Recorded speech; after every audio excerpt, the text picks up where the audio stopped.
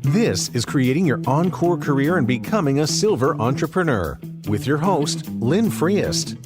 Lynn will share ideas and expert advice from people that are walking in your shoes and living their encore careers, where they want and at the pace they want. You'll start a company of one with confidence and knowledge to live a fulfilled life of freedom and ease. Lynn is a coach and leadership consultant whose mission is to show senior leaders and experts how to start something refreshing and new after a full career in the corporate environment. Hello, welcome to this episode of Creating Your Encore Career and Becoming a Silver Entrepreneur. Thanks for listening. Well, with an encore career, the rewards are better than a cold beer on a hot day. And you can be creating value in the world beyond just winning the next pickleball game. You can work when you want, where you want, and you can do the work you love. You can live the dream. So if you're ready to get started today, please contact me at lynn@lynnfreest.com. This is episode 187, and it's Creating a Portfolio Career, a conversation with Jeff Ostroff. Jeff is a multi-talented person. He's had a wide variety of things, and we'll talk about this wide variety today. He's a podcast creator. He's a host, producer. He's a columnist. He also is a B2B and B2C interviewer, and we'll talk about what that means. And then he does voiceover talent. And finally, he's also a boomer or senior generation marketing expert. So again, a marvelous set of things. Some of the specific things we're going to talk about is how Jeff's career moved between having a secure government job to being an entrepreneur and then back into a government job. How he pivoted from his government expertise to his entrepreneurial expertise in the middle of his career. How in the middle of his career journey, he wrote a book on marketing to the 50-plus group. And now as he looks back on that book, he talks about what he thinks he got right and what he just didn't know at the time. And finally, he talks a little bit how he planned to retire, but the entrepreneurial bug just re-engaged in him, and he's now doing this multiple set of things and enjoying every minute of it. Well, welcome, Jeff. It's great to have you on the podcast, and we'll get started here in just a second. But to lead off, I'm curious, any exciting new adventures you're working on right now that you can share with the audience? Always exciting adventures. Always exciting, Lynn. And it's great to be on the show. Thank you for inviting me to be on Encore Career. Yeah, I'll just mention two things. One thing is that I'm working on a presentation for a large association in the UK, and I'm in the United States, of course, and it's on how to podcast. Something that if you had asked me whether or not I was going to talk about it 3 years ago, I would have said, I heard of a podcast, Lynn, but nah, I'm not even sure what it is. And here I am going to do this for an audience that ties back to what I did earlier in my career. That audience is focused on people over the age of 50 and how do you provide products and services to them. So I'm revisiting my prior career, but bringing it into my new career. The second thing, which I can't yet say to your listeners that is in fact ready now, although maybe when they hear this episode, it will be ready, is I have had two what I will call free podcasts. And what I mean by free, I mean that I don't get paid when a guest comes on my podcast. And I'm now venturing into a third podcast, which will be a fee-paid podcast. So it's going to be more about helping individuals either for themselves or representing their business or organization want to get the word out about what it is they do, their business does, their product does. And the reason I thought about doing this is because I've had a lot of people, Lynn, who have come to me either directly or through agents saying, hey, I'd like Lynn to be on your Looking Forward podcast or your Healthcare on the Horizon podcast. I think Lynn would make for a great guest. And the reality of it is, I only accept certain guests. They have to fit in with what my podcasts are about. So, for example, Lynn, I'll get somebody who will say, I've got Harry, and Harry has just written a book on how to be an entrepreneurial success. That is a great topic, but it doesn't fit within the boundaries of either of my two podcasts.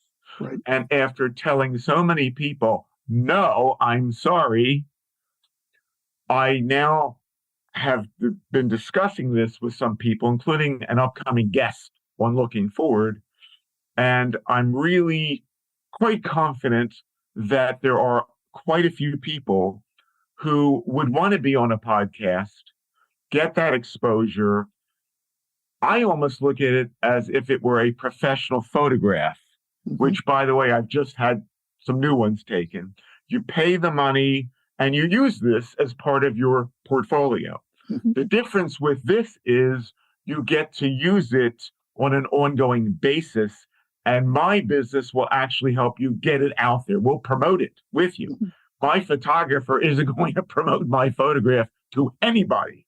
So anyway, that's something I'm very excited about. I have an idea of the name, but I don't quite have the name yet. But this is very much top of mind now, that and this other presentation that I mentioned. It sounds exciting, both of them. It's interesting.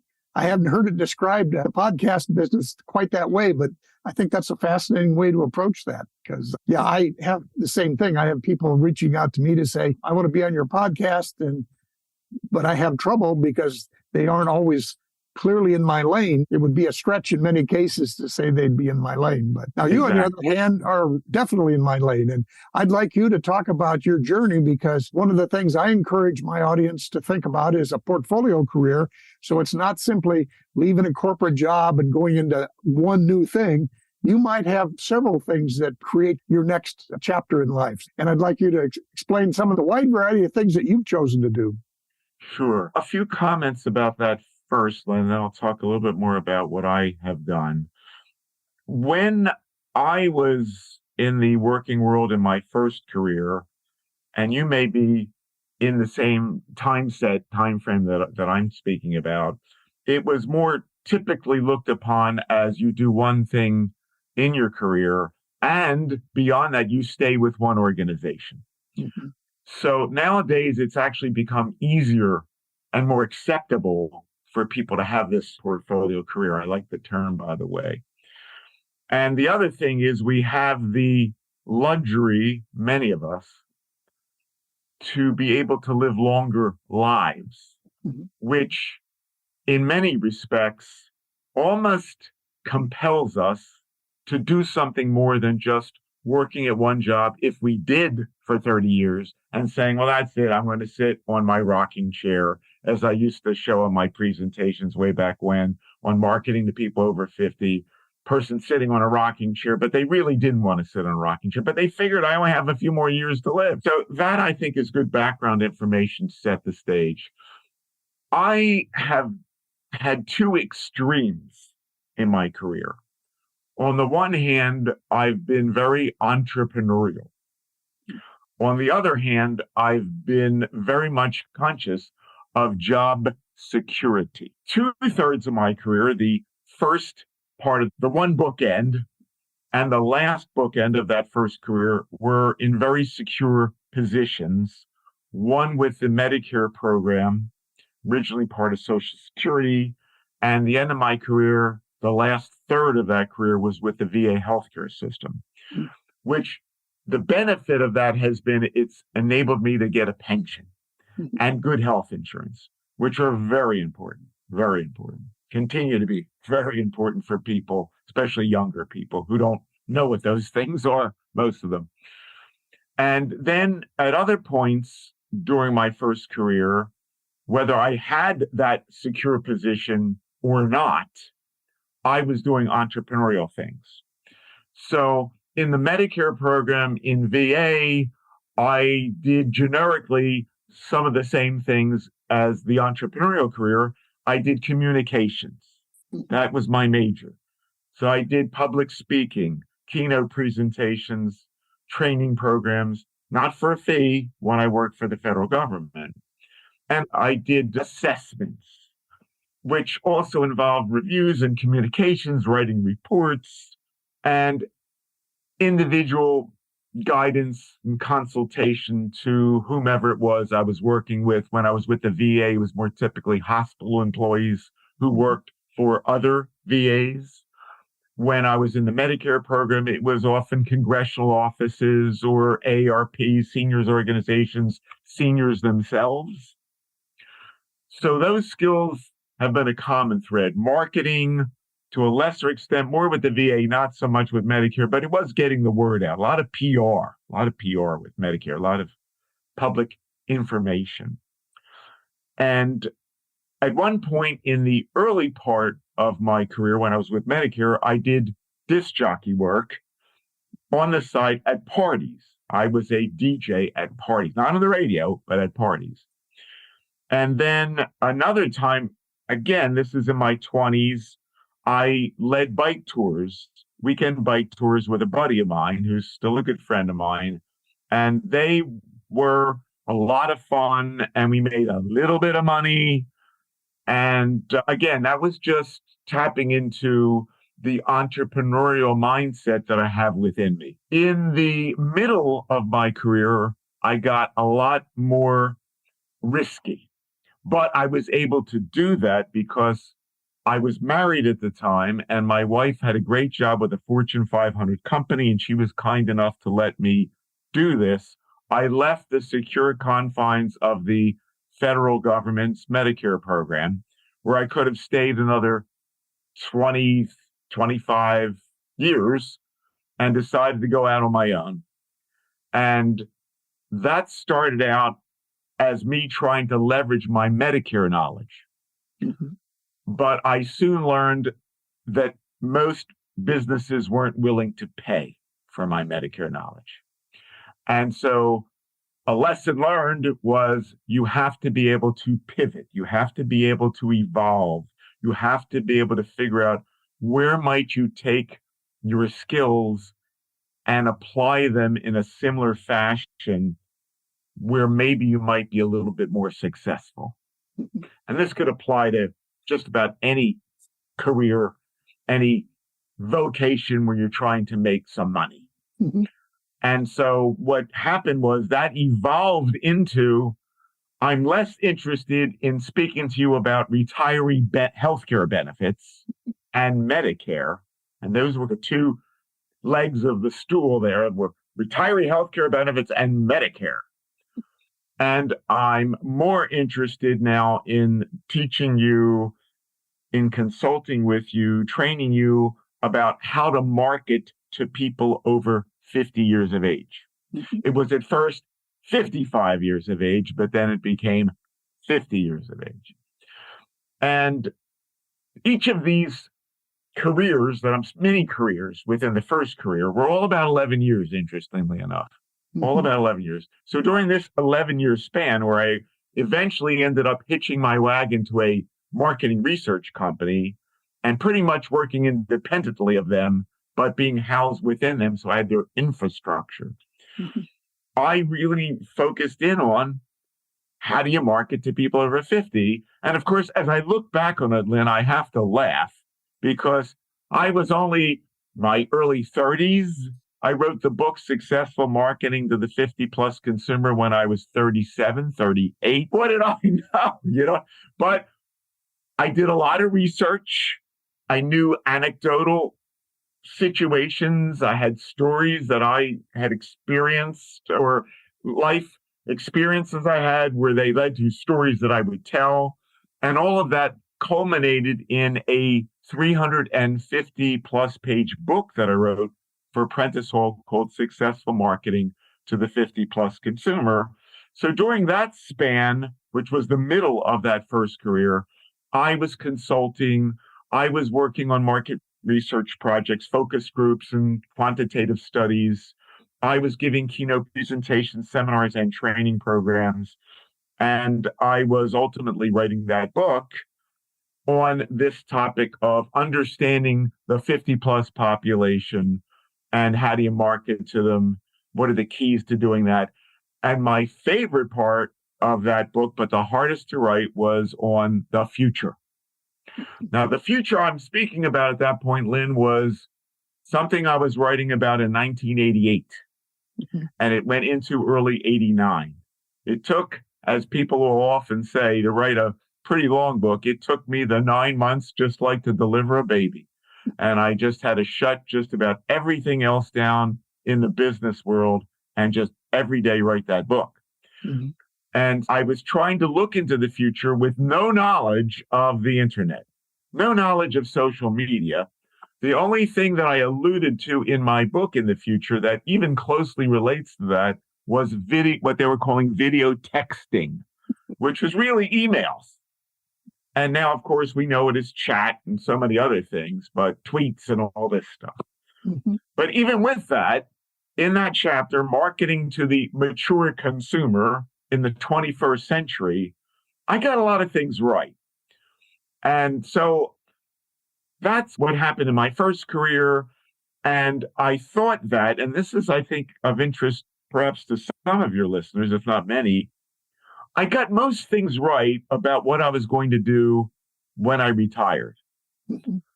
But one thing I did not anticipate, one thing that I underestimated, and that is the entrepreneurial bones, the entrepreneurial spirit that lies within me. Mhm. What I planned to do was travel, maybe get a part-time job. I planned to learn, take classes, maybe teach a little bit, not necessarily for money. I plan to exercise, and I certainly plan to socialize. And I will tell you, I have done all of those things, although with COVID, I've done a little less traveling, but Mhm. I'm hoping to do more of that. The real cutback in traveling has been overseas traveling. Mhm. I'm still traveling to Florida. I go every winter and that sort of thing. But what I had suppressed or didn't think was all that important to me or didn't factor in was the entrepreneurial part, Mhm. which I'd had going back to when I was a kid. And I had a little golf course on our property, and I charged a penny to play these 5 holes of golf. That was my earliest days. So that was rekindled when I decided, and I forget actually at the moment what caused this, but Lynn, it was around 2015 or about 2015, I decided I've taken a night class in voiceovers. It was just like 1 or 2 classes. And I always announced when I was a kid, just announced games, whether they were with people or not. I was known as an announcer, a sportscaster. I just did that stuff.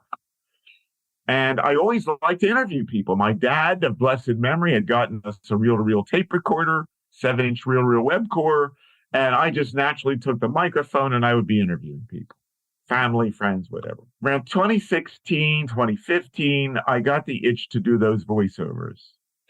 And the thing that held me back was the technology part of it, Mhm. because you finally were able to do voiceovers at your own studio, in your own home. That was a tremendous advance. You used to have to go to an ad agency or a speakers agency, Mhm. production company. Now you didn't have to connect with them necessarily. You could put yourself out there through some of these sites, these casting sites. Long story short, I got over that hump. Took me about a year to get over that hump. I took some lessons, not on the technology, more on just the speaking and all that stuff. But I felt more comfortable with that end of it. And then I had somebody help me, a student, help me set up my studio. And for roughly speaking, 3.5 or so years, that became a pursuit of mine, voiceovers. Mhm. And the good news of it is that I have enjoyed it. The other good thing about it is you don't have to leave your house. You don't even have to, if you want to, connect with a lot of people. You have to do some networking, you have to do marketing, but it's different than what I'm doing now, which is podcast. I'm doing more interviewing and podcasting. Mhm. What it is lacking is another thing that I really like, which I mentioned, is interviewing, chatting with people, having conversations. And COVID is what brought on the podcasting. Mm-hmm. But I will say to you that what I've discovered, Lynn, and this is only recently, and again, I think this is something valuable for people to think about. When I put my heart and soul into something, I really do. And I've spent hundreds of thousands, not hundreds of that, hundreds to thousands of hours auditioning for voiceover jobs and doing voiceover jobs. Mm-hmm. However, the success has only been fair. It's extraordinarily competitive, Mm-hmm. very time consuming, and can be very isolating. And you're not really having these conversations like I'm having with you. And what I've learned through the podcasting is that I'm actually better at conversing with people than I am doing voiceover work. I still do voiceover work, just did a project last month, but I've really made that third in the arrangement, the continuum of the services that I'm offering. Podcasting is now definitely one, and what I call the B2B, B2C, business to business, business to consumer interviewing, whether they're looking to promote something, whether that's themselves or something else, or if they're looking to sell a business, or if they, as a company, want to get information about why is Lynn not buying my product. Mm-hmm. So I do in-depth interviews. I'm not as big on the focus groups. I've done those in the past, my first career, in the middle of the career that I talked about. But I like doing these things. I like in-depth interviews with people. And hard as it was for me to accept the fact that voiceovers is going to have to take a back seat, I realized that actually I'm more competitive and I'm just better at doing this sort of thing, the things that we're doing, than I am at voiceovers where you have a script and you're chatting and you imagine that there's Lynn out there. And between that and the competition, it's, for me, very much more difficult. Interesting. So you actually will say, go out and interview, I don't know, prospective or former customers and, just learn more deeply about them on behalf of a company or something? That's one of the services. Okay. The one that I've done more of is the business to business promos, but I'm now pushing more. I wasn't advertising the in-depth interviews, but basically when I'm doing the business to business promos, I'm doing the same thing. When I'm doing the podcast, I'm doing the same thing. It's just different questions that I'm asking. So what I've done mostly in that realm so far is I've had business brokers come to me, Lynn, and say, we have a client who wants to sell their franchise. And I, as the broker, am selling it for them. And to go back to your fine word earlier, Lynn, I'm putting together a portfolio for that potential buyer of that client's franchise. Mm-hmm. And one tool that I want in that portfolio is I want an audio or video interview with Lynn Fries, let's say, where you ask him a bunch of questions about his business, about the success of his business, why he's selling his business. Is he prepared to support you when you take over his business? What is his location? What are the strengths of his business? What's his product line? All that stuff in 30 minutes. You do that sort of thing. And that's one. Another one that I've been doing is accountants, where somebody says to me, actually was an accountant who had clients who were small business accountants. And he said, I want you to interview Lynn, and I want Lynn to have the opportunity to promote what he's doing or she's doing, and to talk about why Lynn would be a great accountant for our audience, your audience, to listen to. Now, it happened to be his show, right? And he didn't like doing interviews. Okay. But I can just as easily do this for the accountant who comes to me directly. And it's not a podcast in that case, Lynn. It's just a promo, video or audio, whatever they want, or it could be both audio and video. And they can use that in whatever way they fashion. If they're selling their business and they don't have a broker, if they just want to promote themselves and their service, it could be a company who's looking to hire the best new CEO wants to do this. So there are multiple ways in which the B2B and B2C interviews can be used.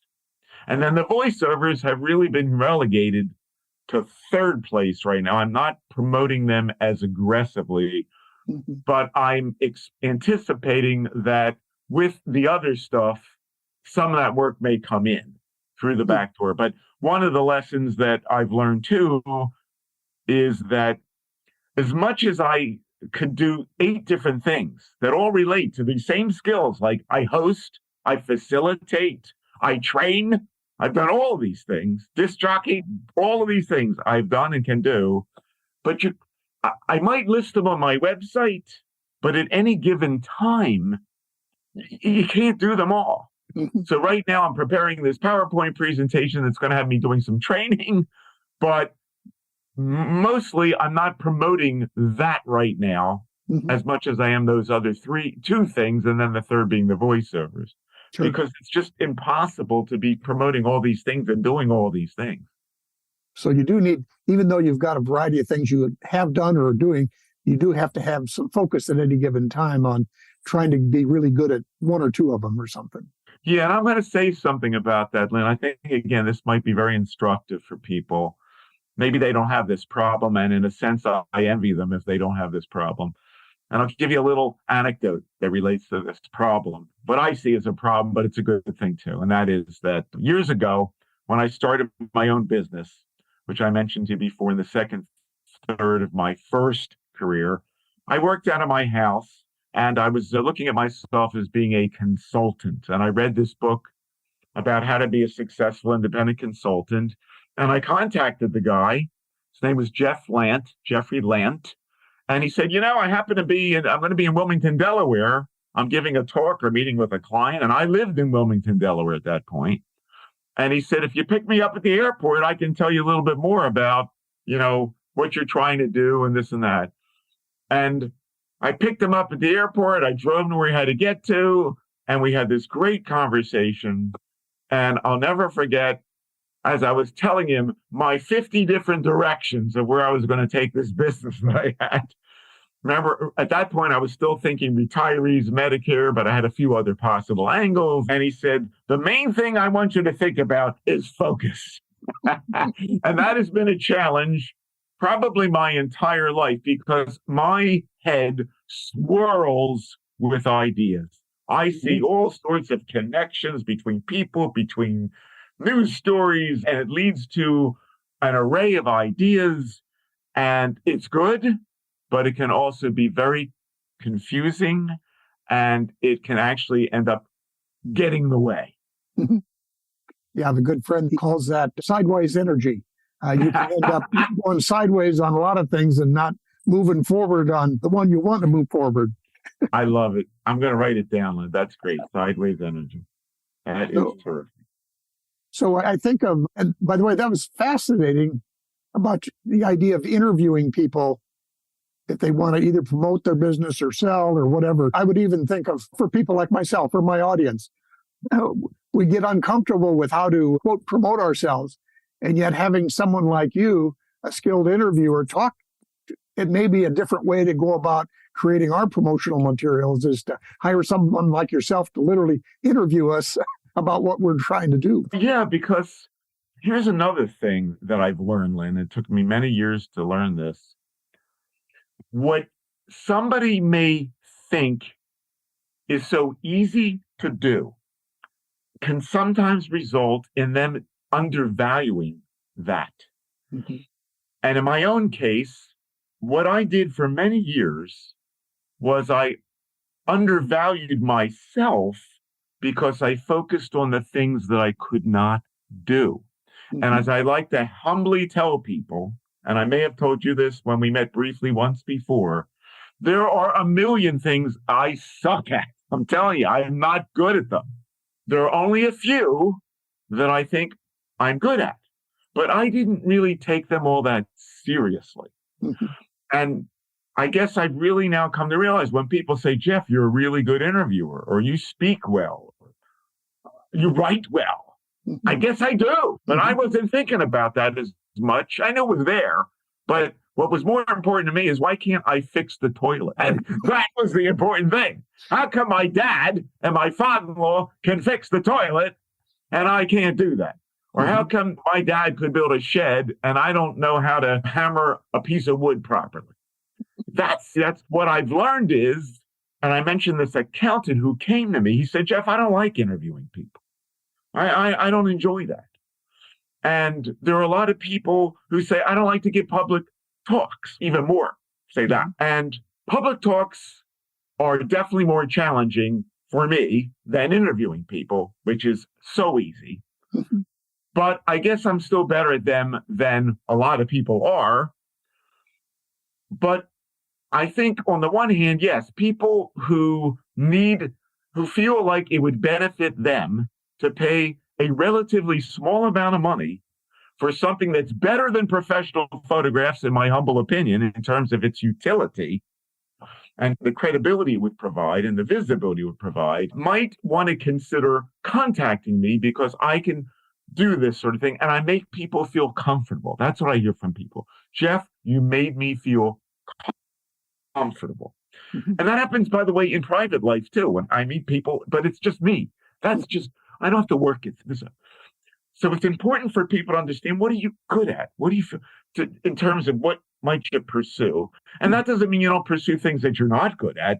It just means don't devalue those things because there could be something there that you might be able to do more of, or maybe even earn some money from. These are lessons that it's taken me a long time to learn. Appreciate the things that you are good at rather than focusing on the things you aren't good at, while at the same time, yeah, if you want to try something new, go at it. It may work, it may not work. That's an important thing, but please don't overvalue the things that aren't necessarily all that important and give greater value to the things that you can do that are important. And oftentimes, Lynn, it's when people will tell you something, they say, Lynn, you're really good at talking to people on this Encore career. I've listened to it. You're really good at that. And you might think, yeah, but you know what? That's the fifth person that's told me that now. I think there's something there now because I didn't ask for it. They just told me. Sure. Absolutely. Yeah. I often, as I've encouraged people to start these Encore careers, I said, think back about where you either felt a flow or felt good or felt strong, not your titles. I don't know who wants to hire a logistics manager. Maybe somebody does. But the fact that you worked in complicated situations with complex processes, there may be something there. So dig a little deeper than just what your title or anything like that was into what are the things, and then more importantly, what are the things you really, I'll say, found strength in, or really, you really feel good about doing. And sometimes it's, like you say, we devalue that because it was, quote, so easy for us. It was so easy. I have a friend now who is several years older than I am, who was a chemical engineer, and he became an expert, a leader at his Fortune 500 company with computers. Neither of those things, Lynn, come naturally to me at all. He's also extremely handy, although he does less now because of his health. The amazing thing is, I'm just hammering home the point, no pun intended. I'm just hammering home the point. The amazing thing is this guy, just as recently as last week on the phone, says to me, I think you're brilliant. I didn't ask for this. He says, I said, I'm brilliant? Like, how am I not brilliant? He says, you have such a way with people. And I said, it almost made me cry because I'm looking at him and I'm thinking, You do the things I want to be able to do. I never could do them. And to him, he basically said, it's what you're doing that's really the great stuff. And I would add one comment to that, Lynn, and to what you had said, which was good, solid advice for people. And you almost touched on it. I find that if people go back and think about things they did when they were a child, that nobody browbeat them to do. It's not like, Lynn, go play the piano. The teacher's coming in an hour. No, it's Lynn was just there playing with his trains or taking something apart or interviewing people with a tape recorder or dancing to the music. What did you just do that was natural to you? Nobody had to twist your arm. You did it. You liked it. And even better if people told you were good at it. Yep. Pay attention to those things. I don't care what age you are. Pay attention to those things. Yeah, because often those threads from early in life, you'll find a way to use them again. And you probably already are. You just don't recognize it. Yeah. It's almost, Lynn, I just thought of this. It's almost like a form of truth serum. You're just doing it. Nobody's compelling you to do it. You're making the decision on how you're going to spend your time freely, your free time. You're not in school. You're a kid. You're spending your time at home, whatever. And this is the truth about you. Mm-hmm. Yep, absolutely. Well, thank you, Jeff, so much for these insights and your experiences. But I want to wind up here. Again, if you could go back and give us a recap of the things that you offer and the kinds of things that people can ask you about. Sure. Happy to do that. And thanks again for doing this. I have a website, www.jeff-ostroff, O-S as in Sam, T-R-O-F-F as in Florida, Florida.com. That speaks to everything that I do. It also has my 2 podcasts on it.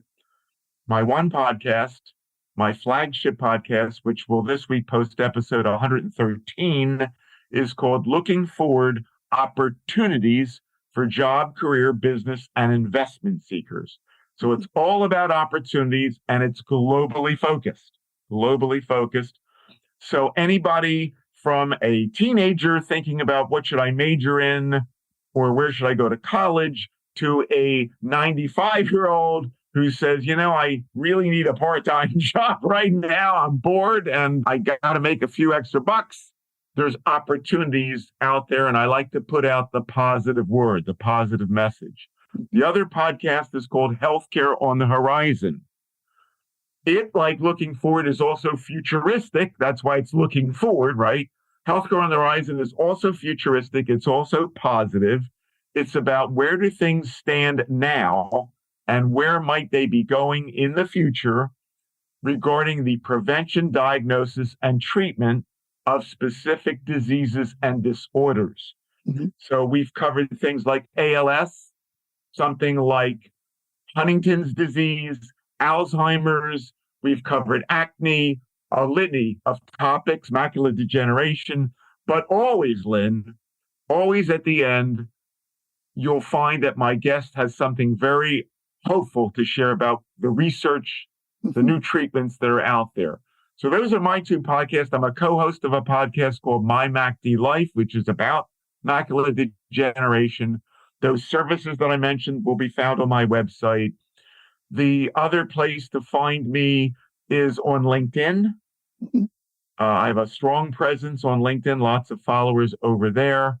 And so if people want to get a hold of me, they'll find ways to connect with me through both of those places. Okay, and we'll certainly include in the show notes the links to both those, your LinkedIn and your website and stuff like that, so people can contact you. Again, it's been a wonderful opportunity to talk with you. I appreciate it. So have a great week. Thanks, you too, Lynn. I love the idea of Encore Career. Thank you. Again, many thanks to Jeff for a wonderful interview. Just a quick recap of some of the questions we explored is, how his career moved between having a secure government job to being an entrepreneur and back again to a government job and now back again to being an entrepreneur. How he pivoted his government expertise into something he could use as entrepreneurial expertise. We talked about his book about marketing to the 50-plus group and That was written some years ago. And what did he get right? And what did he see he was missing?